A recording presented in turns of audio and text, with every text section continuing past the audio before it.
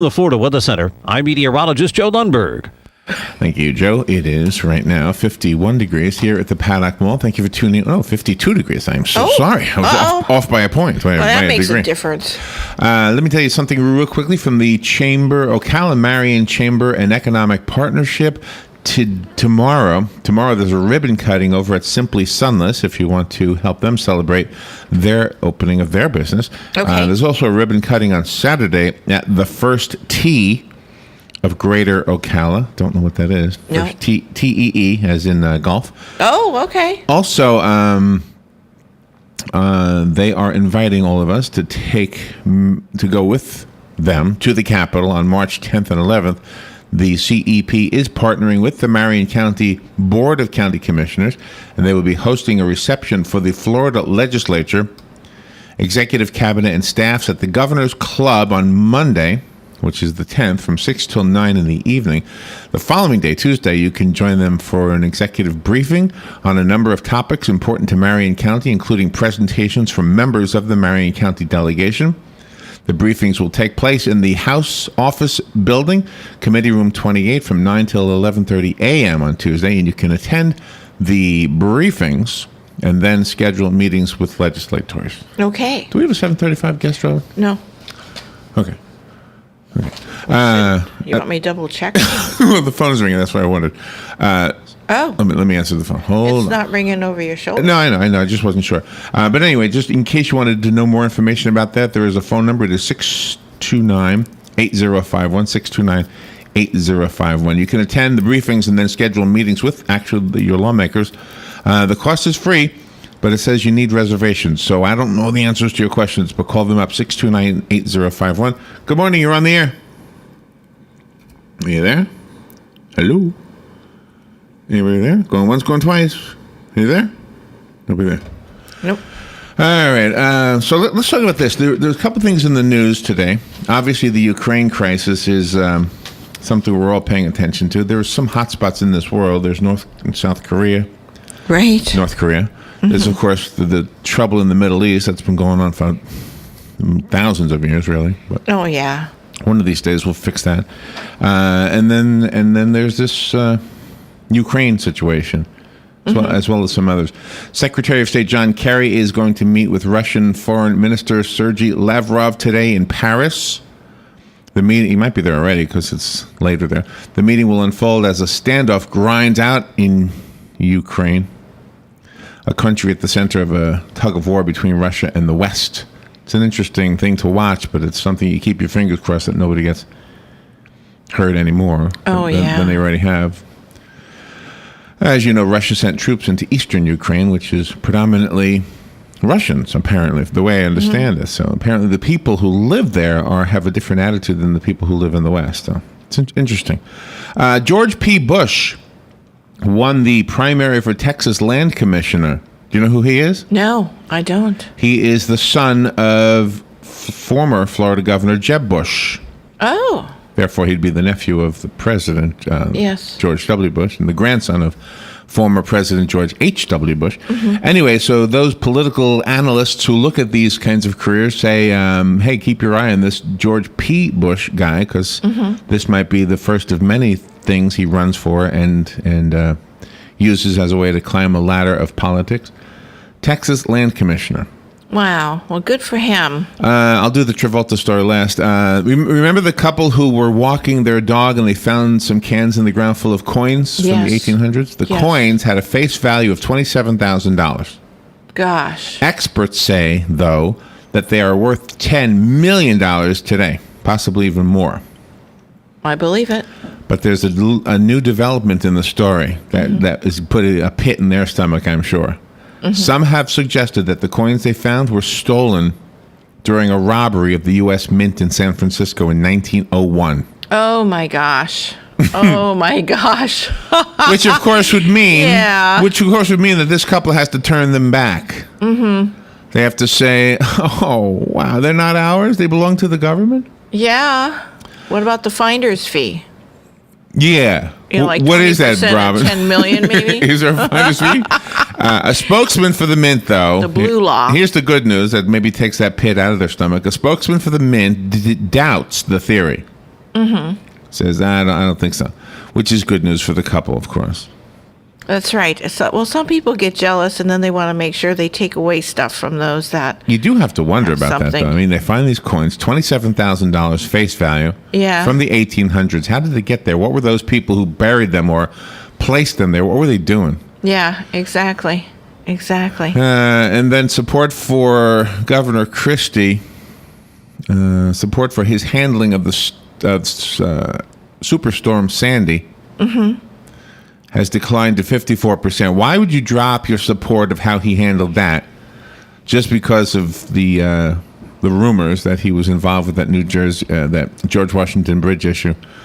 New Jersey voters are not as happy as they used to be with Governor Christie, so now they're changing their mind about how he handled Hurricane or Superstorm Sandy. Now that's not right. Not right to do that That is at all. crazy. He That is did a crazy. good job with Superstorm Sandy. So I don't understand. He gets points taken away for something not even associated with the thing that everybody's mad at, Yeah. right? It's ridiculous. And well, anyway. And why is there a new poll anyway about Superstorm Sandy?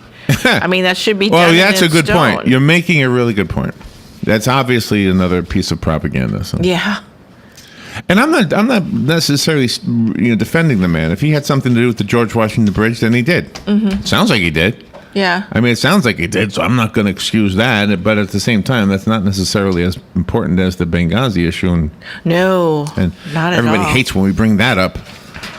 No, that should have been taken care of a long time ago. All right, let's talk about the lighter things in the news. One of our neighbors, the most famous neighbor, I guess, that we have is John Travolta. And of course, you all know that he mispronounced the singer Idina Menzel. Idina Menzel. Did I say it right even? I don't know. I don't know her. By the way, I can feel his pain. You know how I can feel his pain? Before I ever hosted this show, I used to substitute and host this show because I had done radio, and I think I was the nighttime announcer at that time on WMFQ, and Yeah. every once in a while the morning guy in WOCA would need somebody to come in because he took a day off or whatever, A week off or vacation. right. You're the one. So they would call Substitute. me. Yeah, That's they right. would call me, and I would come in. So I was always like really nervous coming in here, and he used to, and I didn't really. Like here, you and I put this show together. Yeah. But back then, it was kind of put together for me. All I had to do was sit there and then kind of read off of the notes. Yeah. And make sure that everything went as it was supposed to go. So anyway, I think it was Bill Ashford that I was substituting for. Bill Ashford, who was the late, great Bill Ashford, who's Yes. since passed away.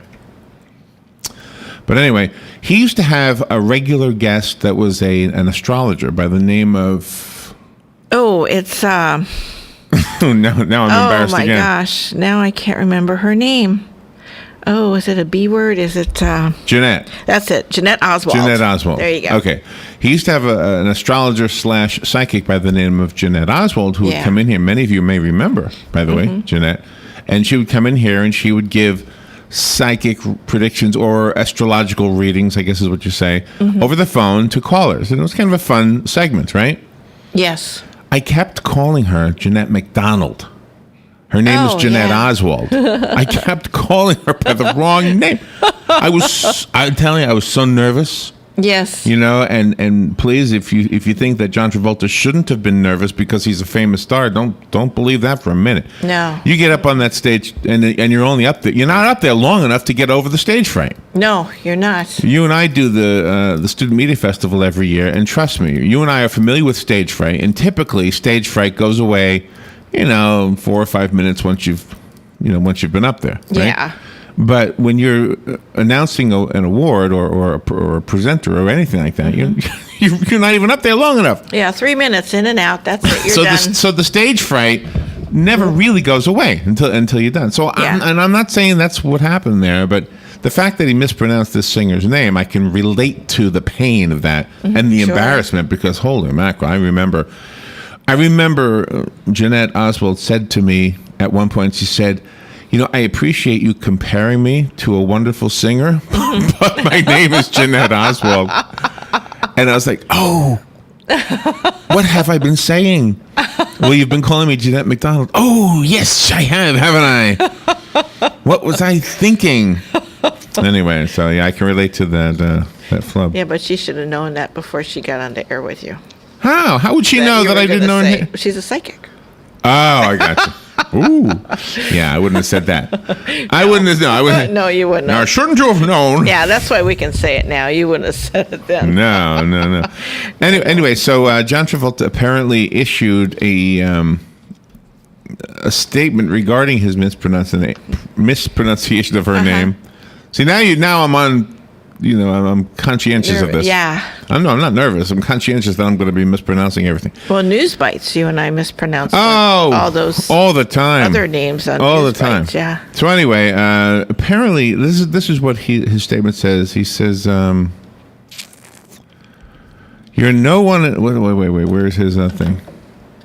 The publicist sent out this statement to CNN requesting that it be shared in its entirety. Here it is. Quote, "I've been beating myself up all day. Then I thought, what would Idina Menzel say? She'd say, let it go. Let it go. Idina is incredibly talented, and I am so happy Frozen took home 2 Oscars Sunday night." That was the entire Oh, good for him. statement that was issued by Yeah. John Travolta's publicists. Now he can move forward in his life. How come the publicist hasn't returned our calls, by the way? No. Doesn't want to be on this one.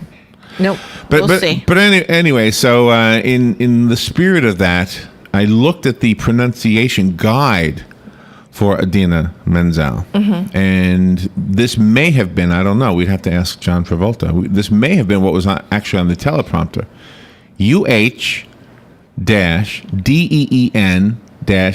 so it's Idina, Right. Men, MEN-ZELLE, Menzel.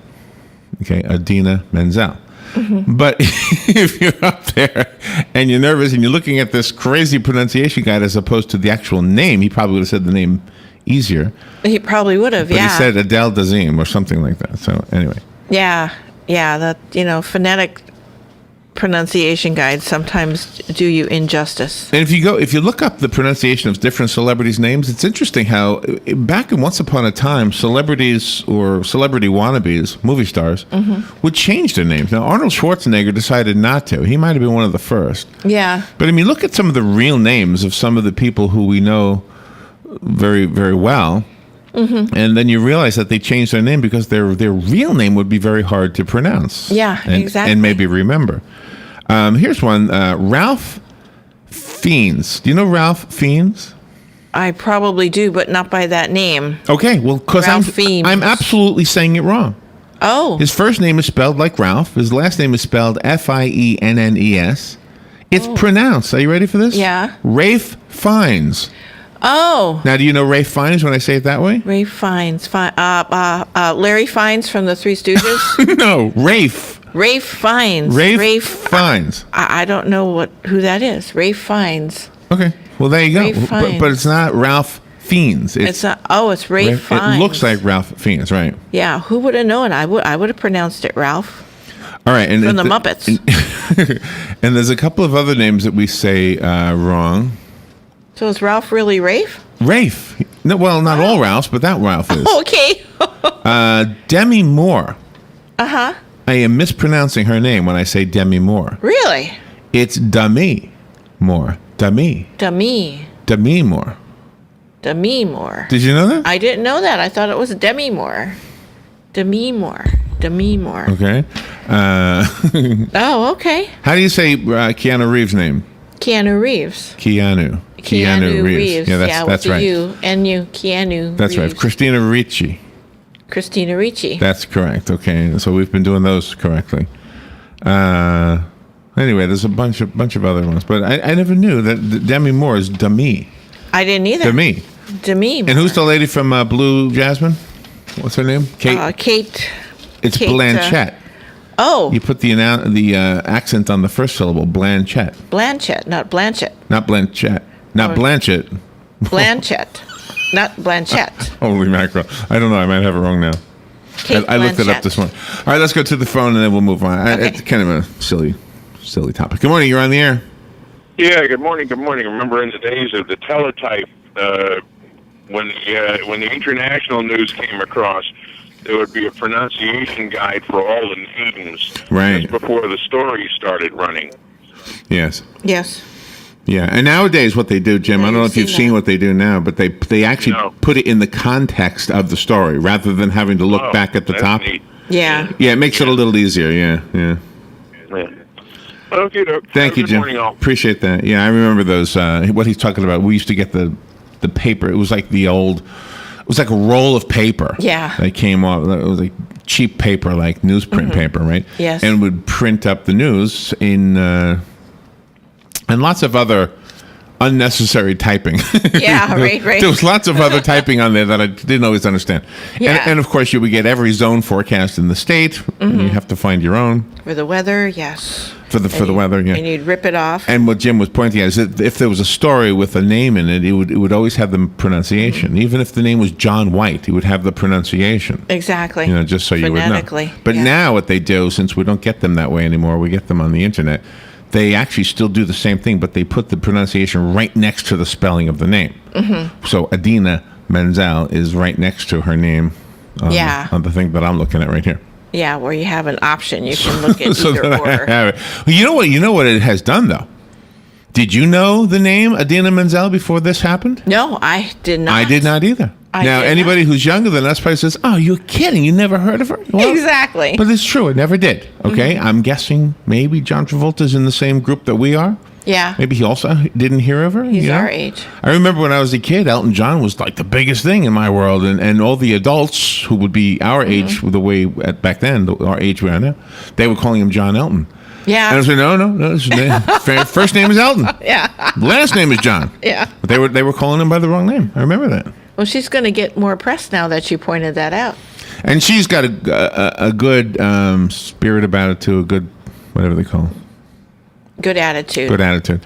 She was on Jimmy Fallon. Oh, okay, cool. And I think he introduced her as the wickedly talented Adele Dazeem. I think he did that. All right, one more call, and then we'll move forward to Galen. Good morning. You're on the air.